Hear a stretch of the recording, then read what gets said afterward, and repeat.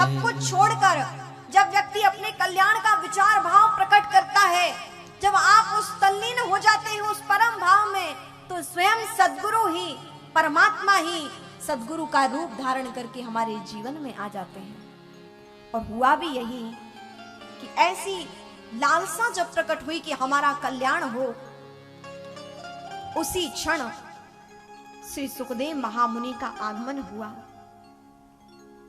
और जो ही सुखदेव महामुनि पधारे, राजा परीक्षित ने चरणों को धोया है, अपने अश्रुओं से चरणों का प्रक्षालन किया है, पूजन किया है, प्रणाम किया है।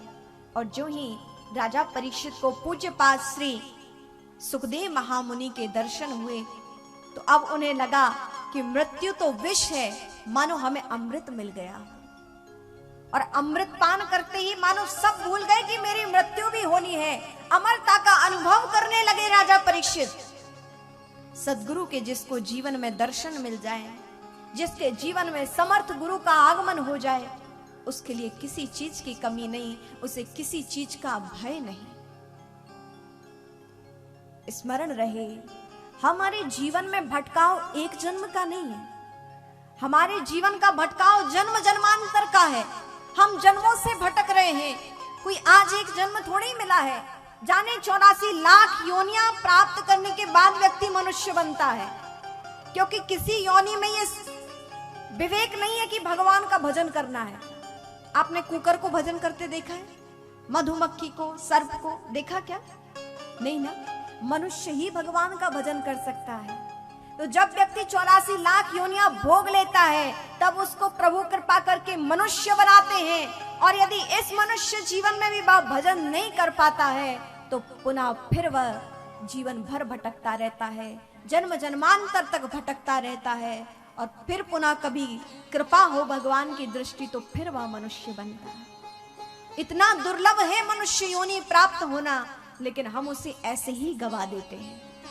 जीवन में सुधार नहीं लाते हैं, जीवन में परिवर्तन नहीं लाते हैं। हम ऐसा कार्य करते हैं जिससे हमारे पास रहने वाले लोग दुखी हों। नहीं, जितना हो सके हम लोगों का अच्छा करने का प्रयास करें।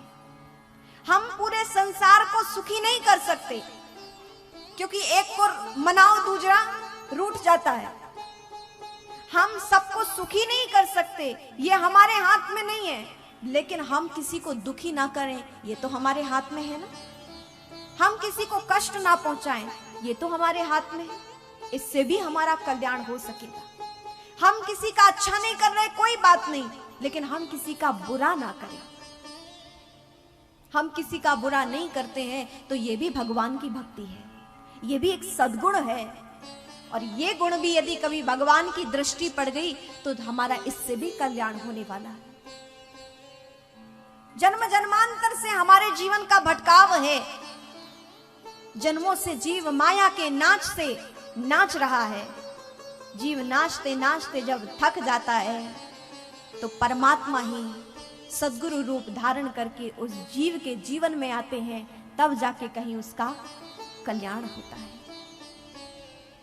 जीव को पार लगाने वाला कोई है तो वो है प्रभु नाम। जीव को पार लगाने वाला कोई है तो वो गुरु के चरण कमल है। और जो उन चरणों को थाम लेता है, फिर उसके सारे भय समाप्त हो जाते हैं।